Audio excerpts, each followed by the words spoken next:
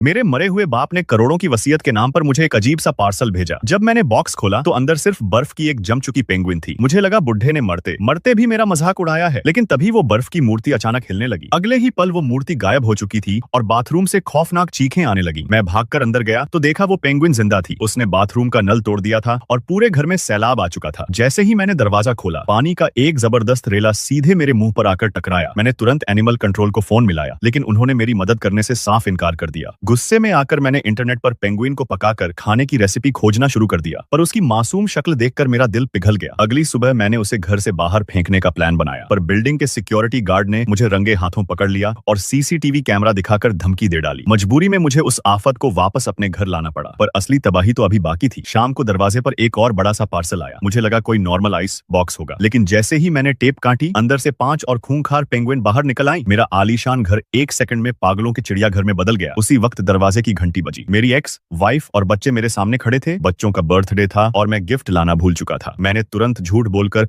उन पेंगुइन्स को अपना सरप्राइज गिफ्ट बता दिया। बच्चे खुशी से झूम उठे, पर मेरी खुशियां ज्यादा देर नहीं टिकी। चिड़ियाघर का एक लालची डायरेक्टर मेरे घर आ धमका और जबरदस्ती उन पेंगुइन्स को छीनने की धमकी देने लगा। पेंगुइन्स सिर्फ फिल्में देखकर शांत रहती थी, लेकिन एक दिन नौकरानी ने गलती से टीवी का चैनल बदल दिया। खौफनाक जानवर को देखकर पेंगुइन्स बौखला गईं और शहर की सड़कों पर तबाही मचाती हुई मेरी एक बहुत बड़ी बिजनेस मीटिंग में जा घुसी। पूरा हॉल तहस नहस हो गया। मेरी जॉब खतरे में पड़ गई। फिर भी मैंने हार नहीं मानी। मैंने उन पेंगुइन्स को ट्रेनिंग दी। कुछ दिन बाद उन्होंने घर में 3 अंडे दिए, लेकिन चिड़ियाघर का डायरेक्टर धोखे से पुलिस लेकर आ गया और मुझसे मेरी पेंगुइन्स छीनकर ले गया। बच्चे मुझसे नफरत करने लगे। मेरा घर फिर से सूना हो गया। तभी मुझे अपने बाप का एक पुराना खत मिला, जिसमें लिखा था, ये पेंगुइन कोई आम परिंदे नहीं है, ये तुम्हारे टूटते परिवार को जोड़ने का इकलौता जरिया है। मेरा दिमाग घूम गया। मैंने तुरंत चिड़ियाघर पर धावा बोल दिया। मैंने डायरेक्टर को बॉक्स में बंद किया। सिक्योरिटी गार्ड्स की आंखों में धूल झोंकी और अपनी पेंगुइन्स को लेकर इमारत की छत की तरफ भागा, लेकिन तभी पीछे से गन लिए डायरेक्टर की आवाज आई। सबसे बड़ी पेंगुइन ने छत से नीचे छलांग लगा दी और नीचे मीडिया का पूरा अमला खड़ा था। क्या मैं अपनी पेंगुइन्स को उस दरिंदे से बचा पाऊंगा, या यह मेरी जिंदगी की आखिरी रात बनने वाली है?